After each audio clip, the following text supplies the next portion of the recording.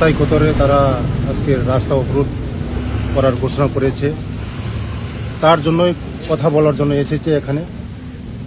রাস্তা অবরোধ করে কোনোদিন সমস্যার সমাধান হয় না, কথার মাধ্যমেই, টেবিলের মাধ্যমেই সমস্যার সমাধান হয়।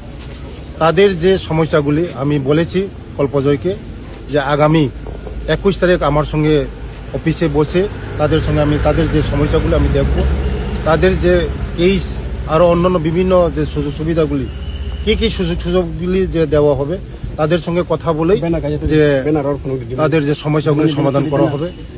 কোনোদিন রাস্তা অবরোধ করে কোনোদিন সমস্যার সমাধান হয় না।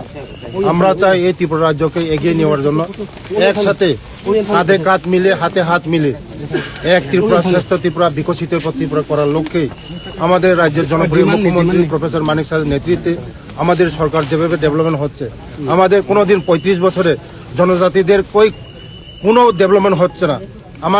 আমাদের সরকার আসার পরে ট্রাইবেলদের সব কিছু হচ্ছে, শিক্ষা দীক্ষা কোন, রাস্তা কোন, পানীয় জলে বলুন, ঘর বলুন, সব কিছু হচ্ছে। তাদের যে সমস্যাগুলো আমি দেখব, তার জন্য আমি তাদের সঙ্গে দেখা করে জন্য এসেছি। আমাদের রাজ্যের জনপ্রিয় মুখ্যমন্ত্রীর নির্দেশে আমি এসেছি।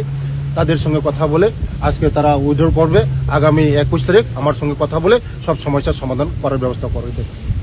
ধন্যবাদ।